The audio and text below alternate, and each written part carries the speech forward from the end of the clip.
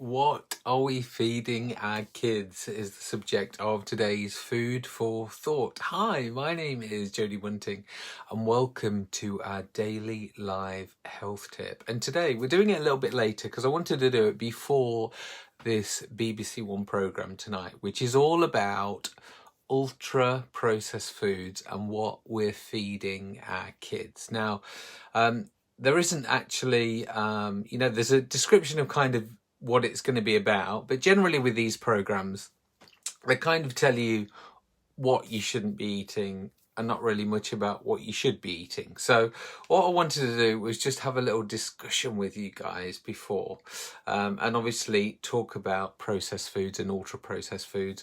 I think it was last summer, wasn't it, during lockdown #1, where all the newspapers were putting like lists of all the ultra processed foods, and most people were really shocked to find out that bread was classed as ultra processed food.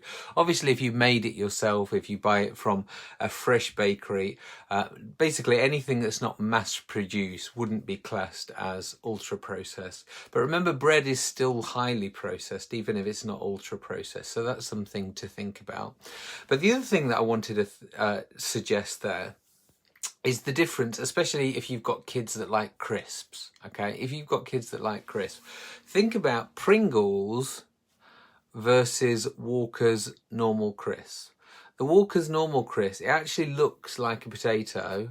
A Pringle not only doesn't have the shape of a normal potato, but it actually doesn't look like one either. You actually can't see any potato shape or whatever to do with it. So there's an example of something that's ultra processed and something that's probably not so good, but at least it's not ultra processed. So there's an example that I wanted to give for you tonight. So again, when we watch this program tonight, I would love to hear your alternatives.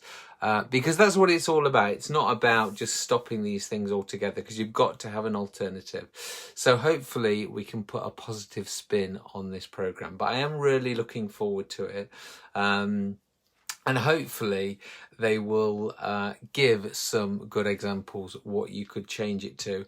And hopefully those examples won't be fruit and veg, give your kids a sliced carrot, because we know they're not going to eat it and it's not really going to happen. So let's hope they do have something practical. So what do you think, guys? What do you class as ultra processed foods? Is there anything that you're particularly trying to avoid?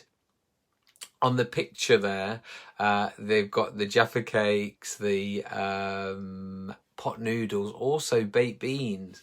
Guys, I see so many people still eating baked beans because, you know, at one point they were, and they are, of course, promoted by Heinz as a health food.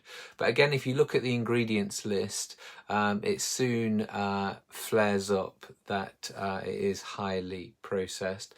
Just looking at the picture here, obviously all breakfast cereals, or most grains, to be honest with you, apart from rice, are ultra processed, and oats. Oats and rice are your two grains that are not highly processed. But bread's in the picture. Also things like orange squash. I really hate to say it, but again, if you look at the ingredients list on orange squash, it is through the roof. So this is the real key. Just trying to, most companies now, they don't use e-numbers because, again, most parents do look for things without e-numbers. But just trying to have something that's got less ingredients in, even if it's not just one ingredient product. And another thing that I hope that will be on this show, because I've got most of my slimmers now off their kids off this, and that is fruit shoots.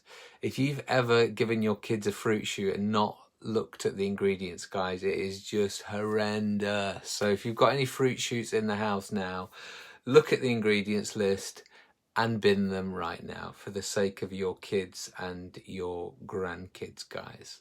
So that's all I wanted to say tonight. As I said, please enjoy the show, 9 o'clock on BBC One. If you've never really thought about ultra processed foods, this is going to blow your mind, this show.